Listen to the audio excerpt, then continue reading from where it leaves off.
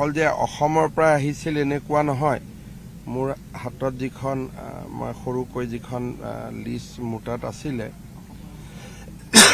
ইয়াতে কাছাৰ জিলাৰ পৰা মানুহ আহিছিলে শ্ৰীভূমি জিলাৰ পৰা মানুহ আহিছিলে ধুবুৰীৰ পৰা মানুহ আহিছিলে বৰপেটাৰ পৰা মানুহ আহিছিলে হোজাইৰ পৰা নগাঁৱৰ পৰা মৰিগাঁৱৰ পৰা আনকি বিহাৰৰ পৰাও ইয়াতে মানুহ আহিয়ে ইয়াত বসতি স্থান কৰা বুলি কৈছে আৰু এই মানুহখিনিও কোন অঞ্চলৰ পৰা আচলতে আহিছে যদি কৈছে বিহাৰৰ পৰা আহিছো বিহাৰৰ পৰা আহিব পাৰে সীমান্তৰ সিপাৰৰ পৰাও আহিব পাৰে গতিকে আমি মানুহখিনিৰ নাম এড্ৰেছো ল'ম আৰু সংশ্লিষ্ট জিলাসমূহকো আমি জনাই দিম যদি তাৰ বাসিন্দা হয় আমাৰ ক'বলগীয়া একো নাই কিন্তু বাসিন্দা নহ'লে য'ত ঘূৰি যাব তাৰো উপায়ুক্তই তাৰ ওপৰত অনুসন্ধান কৰিব পাৰিব যদি স্থায়ী বাসিন্দা নহয়